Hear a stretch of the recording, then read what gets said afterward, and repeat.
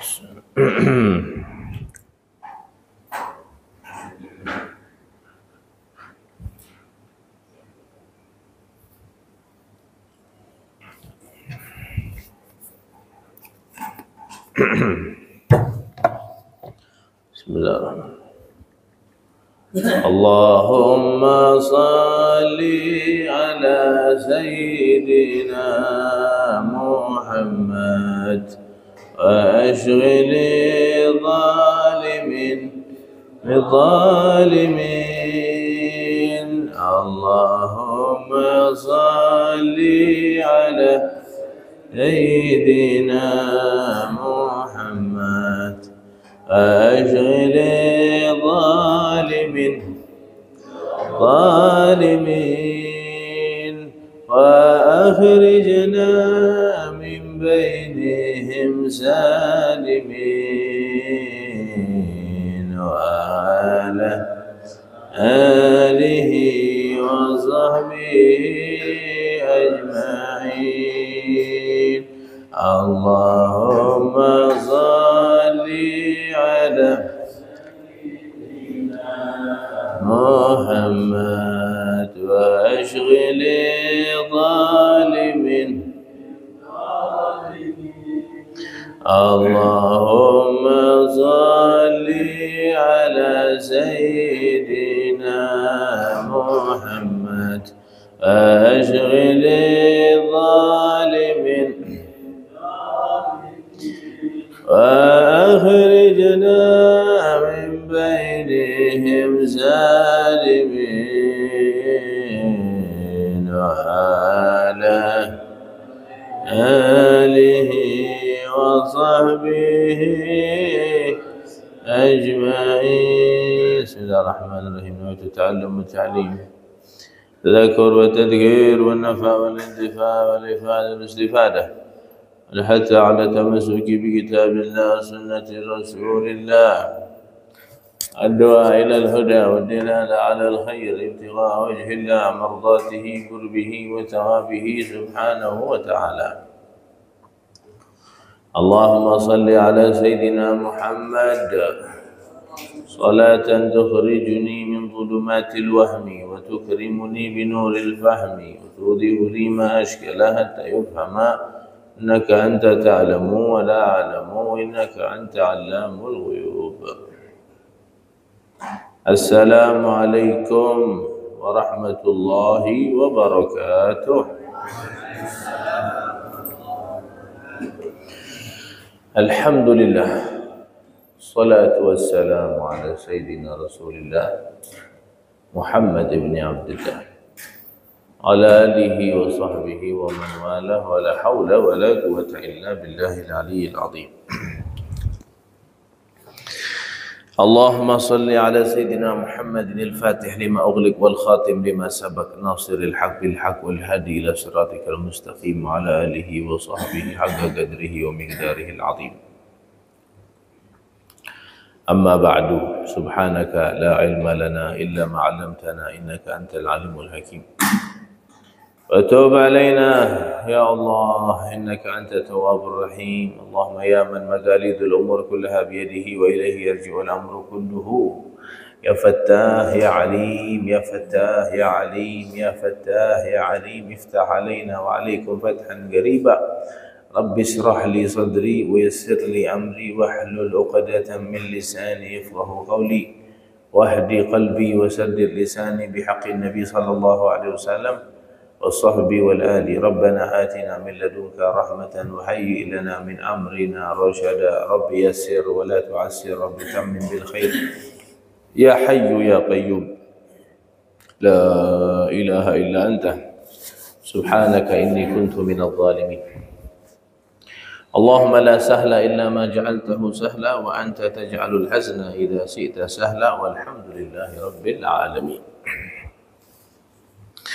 Hadirin wal hadirat, jamaah masjid Fastabiqul Khairat yang dimuliakan Allah Subhanahu wa taala. Sepi ini, tak ada orang PKS. Nah, alhamdulillah, subuh hari ini kita masih dipertemukan kembali oleh Allah Subhanahu wa taala di majlis yang mana majlis ini adalah majlis yang dirindukan oleh para mayit-mayit di dalam kubur. Mudah-mudahan sebelum kita jadi mayit, kita sudah menggunakan kesempatan ini dengan sebenar-benarnya, karena orang-orang dalam kubur hanya merindukan majlis-majlis seperti ini. Nah, kita yang masih hidup nih, yang masih calon, kan ada calon presiden, ada calon anggota dewan, kita calon mayit. Mayit itu dalam kubur yang dirindukannya majlis ini. Kalau dia bisa bangun dia hadir. Cuma bahaya kalau dia bangun nanti lari semua. Hanya bisa berangan-angan. La'alli a'malu salihan. Itu saja ucapan si mayit dalam kubur. La'alli. Andaikan. Apa andaikan? Tidak ada andaikan. La'alli a'malu salihan fima taraktu. Ya kan? Maka dari itu majlis yang paling cepat menyampaikan kita kepada Allah itu majlis ta'lim. Lebih afdal dari solat 1000 rakaat. Ada yang mampu solat 1000 rakaat? Abu, mampu solat 1000 rakaat? Kalau bahasa Inggris itu mong lainnya 1000 rakaat. Langsung asam aurat kaki ente. Asam aurat, bukan asam urat lagi, itu biasa asam aurat. Tapi ini lebih afdal dari solat 1000 rakaat. 40 menit ya kita duduk di sini, lebih afdal dari solat 1000 rakaat. Maka majlis ta'lim ini majlis untuk membersihkan hati kita. Kita kalau tak mampu tahajud, udah tak usah tahajud. Kalau dipaksa-paksa tak apa-apa. Kalau tak bisa tirakat baca Quran, tak apa-apa. Jangan dipaksa. Tak bisa sedekah banyak-banyak, semampu kita, jangan dipaksa. Tirakat paling cepat itu, paling hebat, paling jos adalah tirakat punya hati bersih. Majlis ini bersihkan hati. Sabunul qulub, majlis ini sabunnya hati. Tanpa ente sadari, hati ente dibersihkan. Apa gunanya ente ahli tahajud, ahli Quran, ahli sedekah, kalau mulut suka ngomongkan aib orang? Tidak ada gunanya. Nanti hatinya masih kotor, tertipu. Ma yata'arraf binafsih, tidak kenal sama hawa nafsunya. Maka ada satu ulama yang ini dikatakan oleh orang ahli tasawuf, ini maqam paling tinggi dari segala karomah. Apa itu? Dia mengatakan begini: Alhamdulillah nafsi qad araftu laha. Alhamdulillah, hari ini aku sudah mengenal nafsu. Kita belum kenal sama nafsu kita. Makanya kita masih jadi budaknya hawa nafsu. Kita tahajud, kita sedekah, kita Quran, kita solat jamaah, tapi hati kita suka suudzon sama orang yang ada di masjid nih. Kita masih suka ngomongkan kejelekan orang. Bahkan dalam masjid pun kita bergosip. Makanya hadir majlis ta'lim ini insya Allah bersihkan hati kita. Balik dari sini hati kita bersih, hati kita jernih, ya kan? Tidak saling hasut, tidak saling mendengki, ya kan? Yang kayak sekarang yang terjadi ini. Ini kan karena kita belum mengenal hawa nafsu kita. Beda pilihannya kayak seakan-akan beda agama. Yo. Yang ini 01, yang ini 02. Udah kayak beda agama dah. Padahal masih satu agama. Beda partai ya udah kayak beda Tuhan. Padahal Tuhannya sama. Padahal ini biasa, hal biasa. Yang perlu kita anggap segalanya itu adalah silaturahim, persaudaraan, ukhuwah, persatuan. Ini yang lebih penting daripada segala-galanya, ya kan? Apalagi bawa-bawa agama, ini kan rusak nih. Kemarin ada yang bilang seperti Sayyidina Abu Bakar lah, seperti Sayyidina Umar lah, kemudian bawa-bawa Al-Quran, malaikat Jibril dan aduh, ini tak ada kerjaan orang ini. Larinya ke agama itu, benang merahnya itu di mana gitu? Mana kolerasinya itu di mana? Tidak ada hubungannya sama sekali sebenarnya. Kita minta sama Allah. Ini dikarenakan kita ini sudah mulai tidak mau hadir di majelis-majelis seperti ini. Andaikan masjid ini penuh hadiri majelis-majelis taklim seperti ini, insyaallah Allah angkat musibah, Allah angkat bala, Allah kasih pemimpin yang soleh, pemimpin yang beriman, ya kan? Di antara sebab Allah kirimkan pemimpin yang zalim itu apa? Di antaranya Nabi SAW bersabda, sudah diprediksi sama Nabi 1400 tahun yang lalu. Kata Nabi, ya'ti 'alan nasi zamanun yafirruna minal ulama. Akan datang satu zaman manusia lari dari ulama. Paham tak lari dari ulama? Tak mau hadir majelisnya. Ulama hanya digunakan untuk kepentingan dunia saja. Ya kan? Untuk kepentingan dunia. Untuk politik, untuk berfoto-foto, untuk naikkan ratingnya, untuk naikkan nama baiknya, itu saja. Pengajiannya tak mau dihadir. Lari dari ulama, dari majlisnya para ulama, sehingga kalau itu sudah terjadi, kata Nabi, Allah akan sallallahu alaihim, Allah akan kirimkan 3 musibah. Yang pertama, Allah cabut keberkahan dari rezekinya. Allah cabut. Yang kedua, Allah kirimkan pemimpin yang zalim. Jadi kalau nanti nih yang jadi pemimpin yang zalim, jangan salahkan siapa-siapa. Kita introspeksi lagi. Mungkin kita ni termasuk orang yang lari dari ulama, ya kan? Lari dari ulama. Kemudian yang ketiga, yang na'udzubillah, yakhrujuna minad dunya bighairi iman. Nanti banyak orang mati tanpa bawa iman. Ini yang berat nih, nomor 3 nih, ya kan? Nomor 3 nih yang paling berat. Nomor 2 juga berat.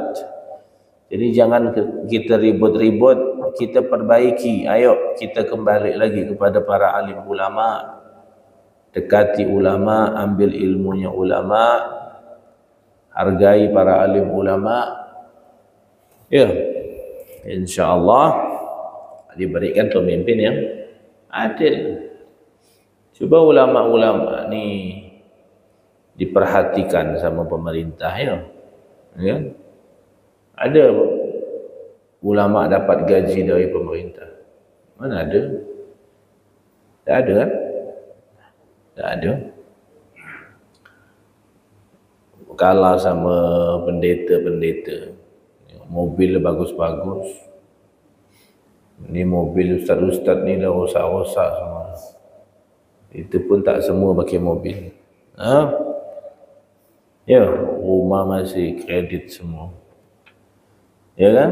Perhatikan. Orang pejabat aja ada mobil dinasnya, ada rumah dinas. Ulama tu tak bisa dipisahkan sama umara, pemerintah. Dia saling bersinergi, dia saling membantu.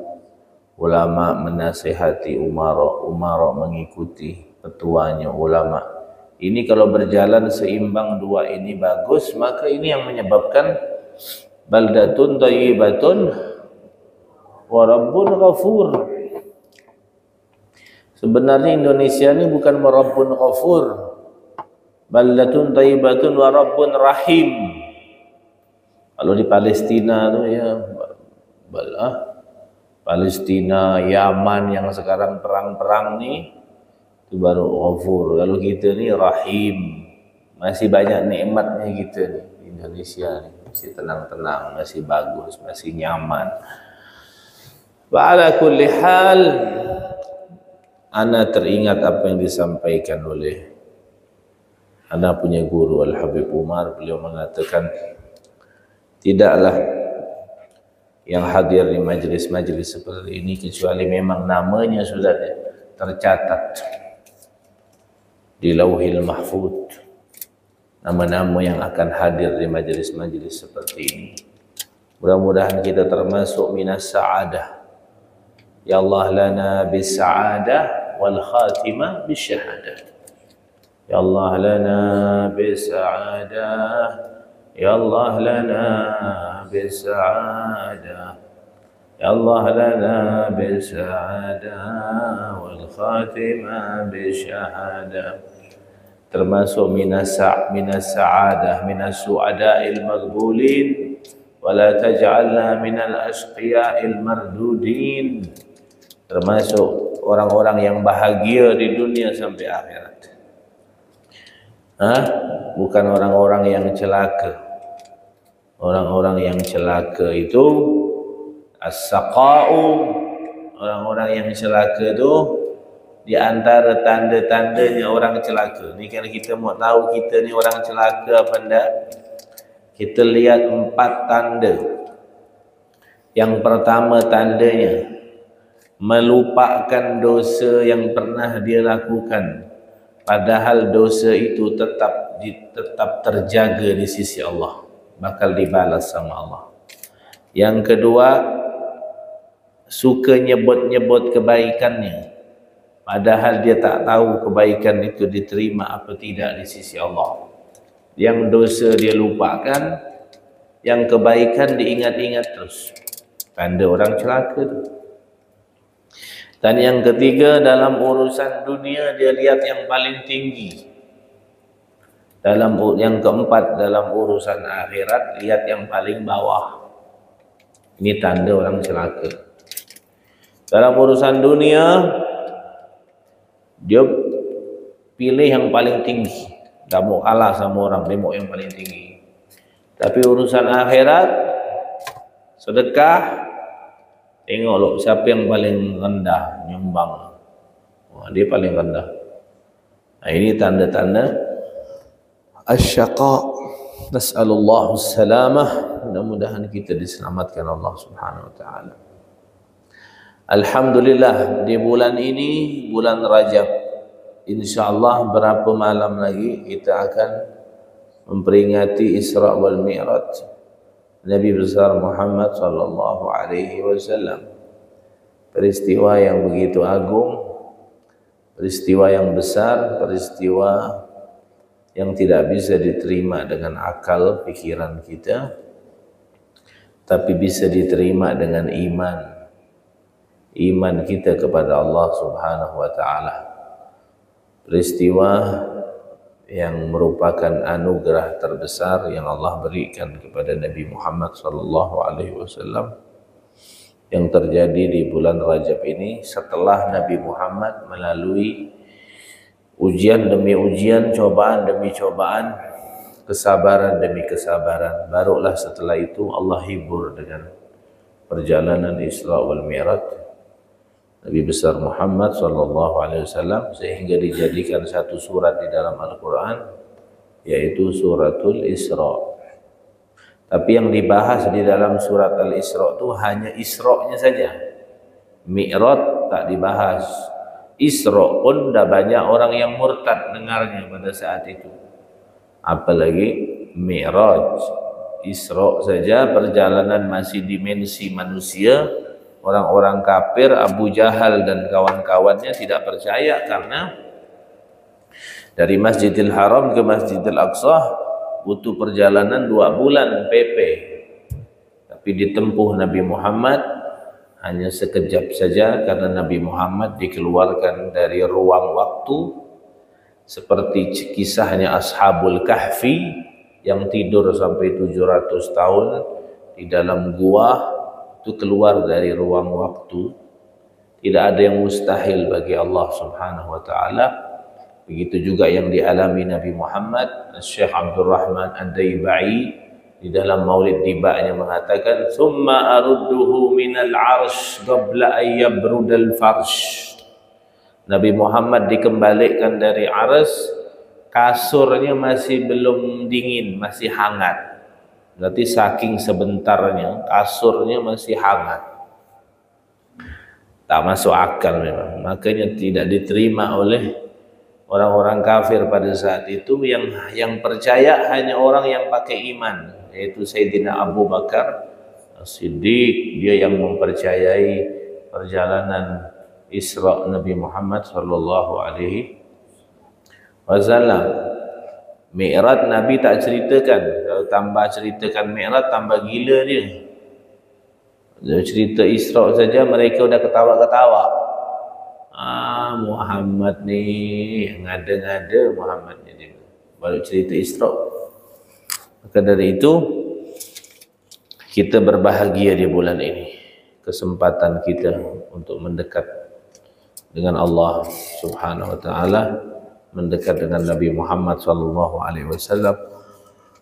InsyaAllah di malam 27 Rajab nanti, malam Isra wal Mi'raj Nabi Muhammad SAW, itu terjadi di tahun ke-10 Hijriah,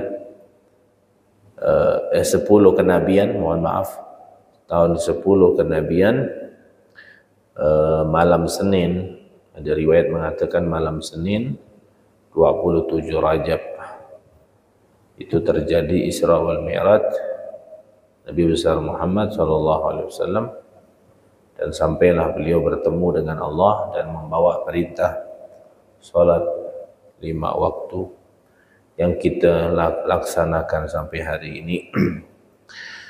Naam,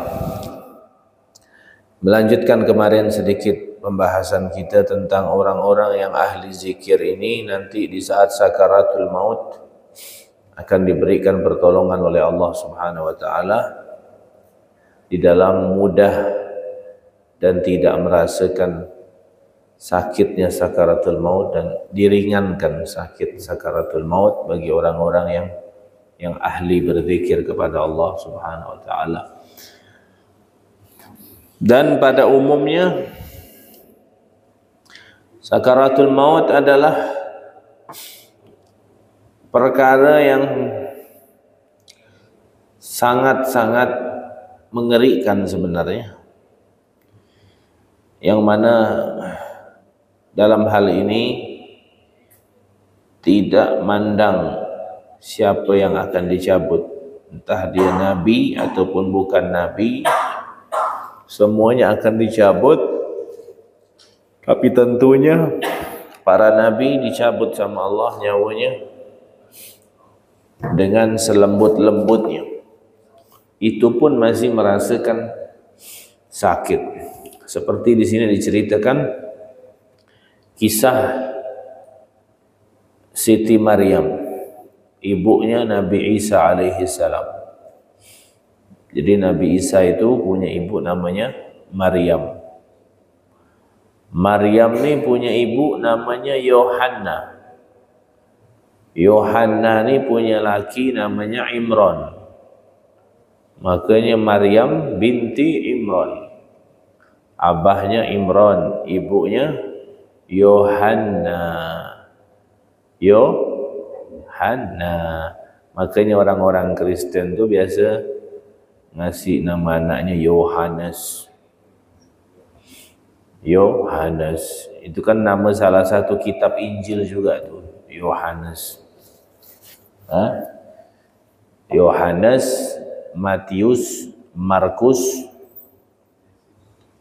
Lexus mobil.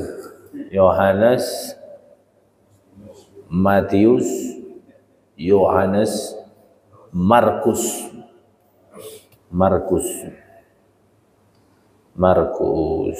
Aywa. Yohanna itu dulu di saat dia hamil, dia berdoa kepada Allah, niat. Memang inilah pentingnya niat yang baik. Orang kalau niat yang baik, Allah sampaikan niatnya. Walaupun setelah melalui beberapa tahun, kita tak tahu kapan nanti. Tapi yang namanya niat baik itu pasti akan sampai. Yohanna itu ibunya Siti Maryam, di saat dia hamil dia berdoa, inni nadartu ma fi batni muharraran fataqabbal minni. Dalam surat Al-Baqarah tuh kalau tak salah. Aku bernazar, aku berniat yang ada di dalam perutku ini akan menjadi orang yang akan membebaskan Masjidil Aqsa, berkhidmah melayani Masjidil Aqsa di Palestina. Tentunya kan dia berharap anaknya yang keluar berarti laki-laki, kan begitu, ya kan? Tapi subhanallah, falamma wada'at, tak kala melahirkan yang keluar perempuan, ya kan? Keluar perempuan. Walaysa dzakaru kal untha, laki-laki tak seperti perempuan, beda. Wa inni sammaituha Maryama, dan aku namakan dia Maryam. Akhirnya kata siapa? Yohanna bilang, ya Allah, aku ni minta laki-laki biar dia bisa berkhidmah di Baitul Maqdis, tapi yang keluar perempuan. Kata Allah, tak apa, terima saja. Niat kamu yang baik itu tetap akan ku terima dan akan ku kabulkan. Subhanallah, lahir Siti Maryam, seorang wanita soleha yang dari kecil diasuh sama Nabi Zakaria. Nabi Zakaria mengasuhnya sampailah dia besar, kemudian disimpan di satu kamar begitu, mihrab, kamar tempat ibadah gitu, disimpan di situ, dikunci pintunya. Ada yang mengatakan 7 lapis pintu dikunci, dijaga Siti Maryam. Sampailah Nabi Zakaria pergi suatu hari, pergi jauh, dikunci Siti Maryam dalam kamar itu, dalam mihrab itu. Tak ada yang bisa mengganggunya. Pas balik, pas masuk ke kamar Siti Maryam, nengok dalam kamarnya ada makanan, buah-buahan. Falamma kata Nabi Zakaria, anna laki hadha, dapat dari mana nih semuanya nih? Kunci pintu dikunci, tidak ada yang masuk. Buah-buahan yang tak ada di musim itu ada. Makanan-makanan. Qalat huwa min indillah. Ini semuanya dari Allah. Diturunkan Allah dari langit, langsung dari surga makanannya. Masya Allah. Dari situlah Nabi Zakaria mulai kagum sama Siti Maryam. Akhirnya dia minta doa sama Siti Maryam, karena Nabi Zakaria ni umurnya dah tua, belum dapat anak. Minta doa, akhirnya didoakan, dan akhirnya Nabi Zakaria dapat anak. Padahal dia udah tua, istrinya pun udah tua, mandul lagi, tak bisa bikin anak. Tapi Allah punya kuasa, dapatlah dia anak namanya Yahya. Ya kan? Bayangkan tuh, makanan bisa masuk, bisa datang dari langit ke ruangannya Siti Maryam. Padahal Siti Maryam bukan nabi, seorang wanita biasa, tapi sudah diniatkan dari emaknya.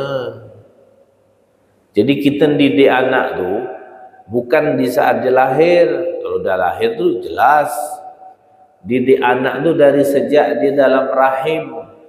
Udah kita didik dia dengan niat-niat kita yang baik, dengan sikap ibu hamilnya tuh yang baik, akhlaknya yang baik, pandangannya yang baik, omongannya yang baik, amalnya yang baik. Itu sudah mulai dididik dari sejak bayi itu dalam rahim, bukan di saat lahir. Itu udah pasti, ya kan? Jadi dimulai itu, orang kan banyak didik anaknya di saat lahir. Kalau para ulama-ulama didik dari dalam perut, dididik. Jadi tak heran keluar jadi penghafal Quran karena dari dalam perut dan dididik sama ibunya. Ini naudzubillah, lagi hamil buka aurat, main TikTok. Macam mana mau jadi anaknya anak yang soleh? Walhasil, tapi yang didapatkan Siti Maryam nih bisa dapat makanan dari langit. Ini juga terjadi kepada Sayyidatuna Fatimah, putri Rasulullah sallallahu alaihi wasallam. Suatu hari, mungkin anda pernah cerita ya.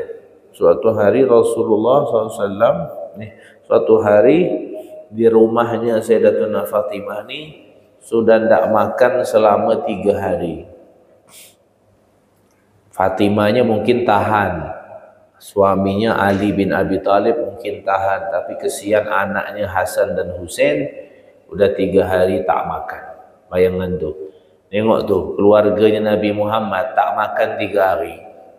Apakah menunjukkan dia tak dicinta Allah? Mohon maaf, itulah keluarga yang paling dicinta sama Allah, tapi tak ada hubungan sama dunia. Tak ada hubungan. Kalau orang tak makan tu berarti dia tak dicinta Allah, tak ada hubungan dengan itu. Karena dunia ni hanya sayap seekor nyamuk. Tak ada Allah kasih kepada orang-orang yang Allah cinta. Allah bilang, biarlah kau sengsara di dunia. Memang penjaranya orang mukmin dunia ni. Nanti bagian kau nanti di akhirat, kau memimpin nanti di akhirat. Sayyidina Ali sama Sayyidah Fatimah tu nanti di akhirat tukang nyambut tamu di mana? Di Telaga Kausar. Inna a'tayna kal kautsar. Kata Nabi bilang kepada Anas bin Malik, ya Anas, nanti di akhirat kau cari aku. Kata Anas bilang, kemana aku harus cari engkau ya Rasulullah? Manusia banyak, ngantri. Kata Nabi, kau cari aku indal mizan, di saat mizan, timbang-timbangan. Kalau aku tak ketemu kau di situ ya Rasulullah, kemana lagi aku cari? Kau cari aku indal sirat, di saat sirat, aku ada di situ. Aku tukang doakan umatku lewat. Kalau aku tak nemukan lagi ya Rasulullah, maka yang terakhir kau cari aku di Telaga Kausar. Insya Allah tidak meleset 3 ini. Kalau tak di sini, di sini. Tak di sini tempat terakhir aku nunggu di. Kenapa Nabi di 3 tempat ini? Karena di 3 tempat ini tempat yang paling genting ini. Tempat yang paling genting Nabi Muhammad nolong umatnya di saat yang paling genting-gentingnya. Mizan tak dapat, sirat. Nabi itu nunggu di sirat. Sirat itu perjalanan sirat itu 300 tahun. Tipis kan, seperti rambut belah 7 katanya. Tajam kayak pedang.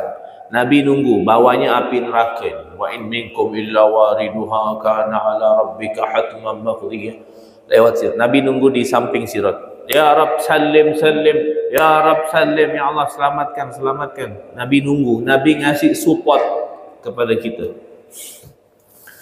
Tuh, mana ada pemimpin yang model begini? Dicarinya tempat yang paling genting kita, dia ada di situ, ditunggunya. Kemudian nanti disitulah tempat Nabi menyelamatkan. Dengan apa Nabi menyelamatkan kita? Dengan solawat kita di dunia. Jadi ada satu orang ni udah mau dimasukkan neraka, di saat ditimbang amalnya, datang Nabi Muhammad SAW, dipegang timbangan tu sama Nabi, langsung kebaikan dia naik. Kaget dia, aku ahli maksiat nih, kok bisa amal aku dipegang sama dia langsung tinggi? Tengok, siapa kau ni? Man anta? Siapa ente? Ana nabiyukum Muhammad sallallahu alaihi wasallam. Aku adalah nabimu Muhammad sallallahu alaihi wasallam. Terus kok kau bisa melakukan seperti ini? Iya, aku masukkan di timbangan itu solawat kau dulu di dunia. Jadi solawat kau tu kukumpulkan, ku balikkan di saat kau sangat-sangat memerlukan sekarang ini. Ku simpan sini dan lebih berat dari dosa-dosanya. Maka banyak-banyak solawat sama Nabi Muhammad sallallahu alaihi wasallam. Ya kan? Nanti kalau tak ketemu di mizan, di sirat tak sirat, di telaga Kautsar. Di telaga Kautsar tu sebelum kita masuk surga, yang hisab yang begitu panjang pun haus, tak ada minum, tak ada apa. Sampai di telaga Kautsar, transit dulu kita. Ibarat itu rest area. Kan rest areanya sebelum masuk surga nih, di telaga Kautsar. Nabi nunggu di depan, Ali tukang minumkan yang dari kaum laki-laki, Fatimah tukang minumkan dari orang-orang perempuan. Keluarga Nabi Muhammad, keluarga yang paling pandai menghormati tamu, dan sekarang surga ini udah milik dia sekeluarga, tinggal dia melayani tamu-tamu yang datang ini. Telaga Kautsar Allah berikan khusus kepada Nabi Muhammad SAW. Inna a'tainaka al-Kautsar. Inna a'tainakal Kautsar. Aku berikan kepada engkau ya Muhammad telaga Kautsar. Punya Nabi Muhammad SAW. Nabi Muhammad nyambut tamu nanti. Pertanyaannya, kita termasuk undangan enggak? Yang dapat undangan enggak?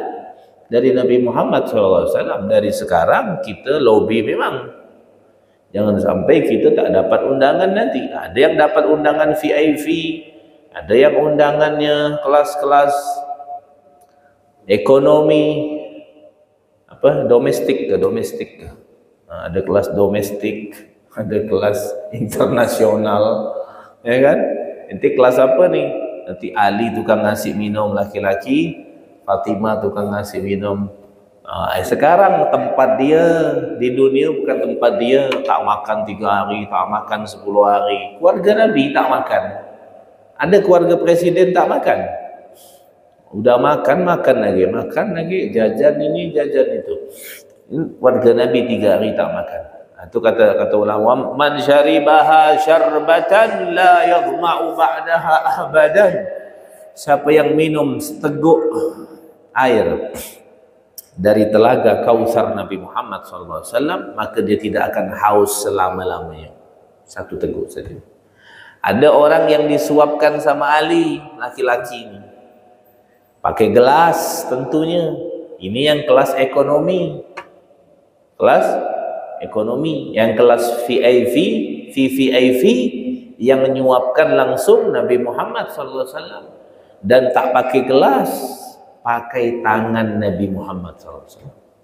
Kalau udah pakai tangan Nabi, yang nikmat itu bukan air Kautsarnya, tapi tangan Nabi Muhammad SAW. Ya Allah, mudah-mudahan kita termasuk insyaAllah orang-orang yang diberi minum di telaga Kautsar dengan tangan Nabi Muhammad SAW.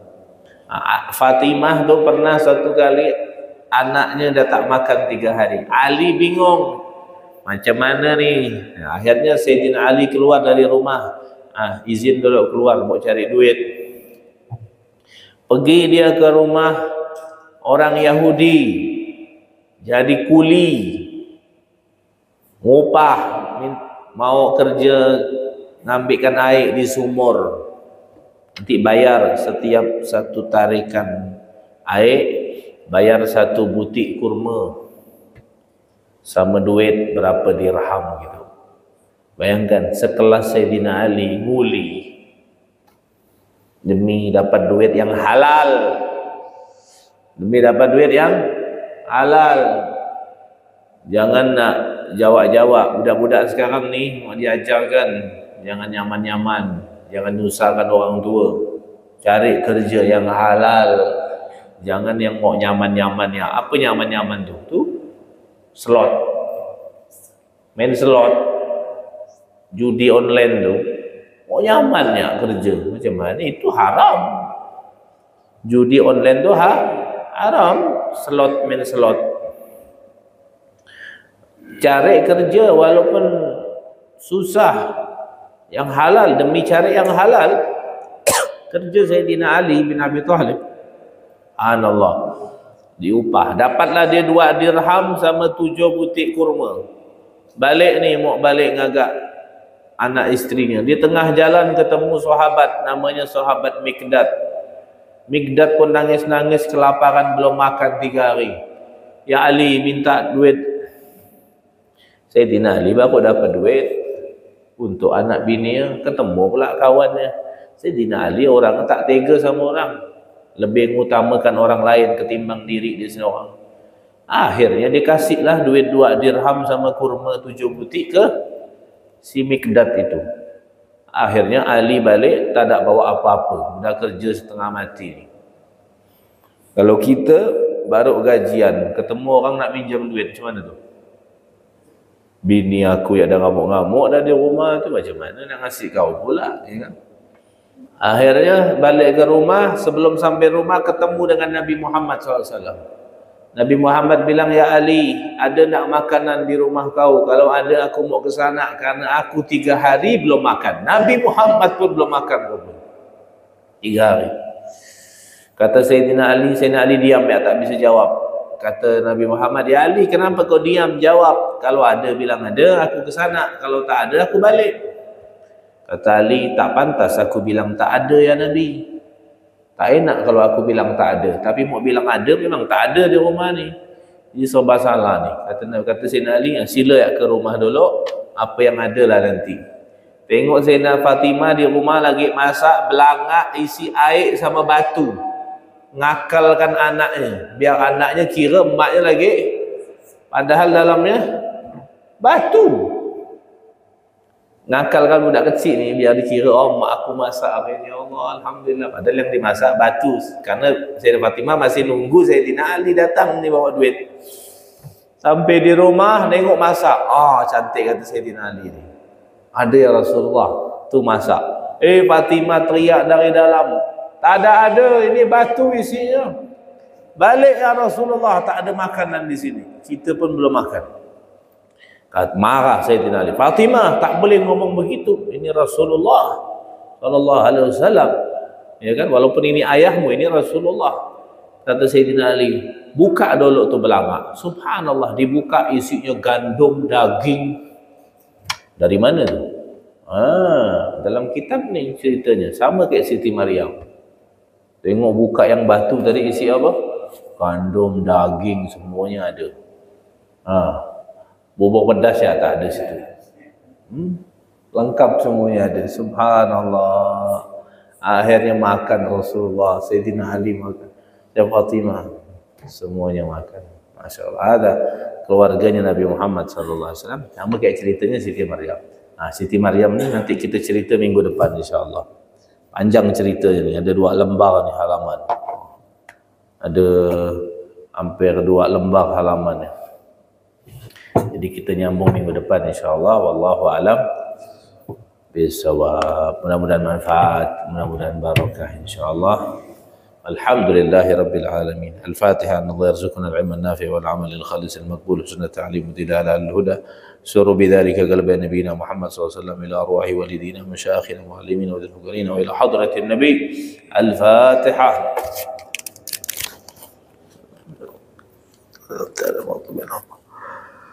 Subhanakallahumma wa bihamdika asyhadu an la ilaha illa anta astaghfiruka wa atubu ilaik. Wassalamu alaikum warahmatullahi wabarakatuh.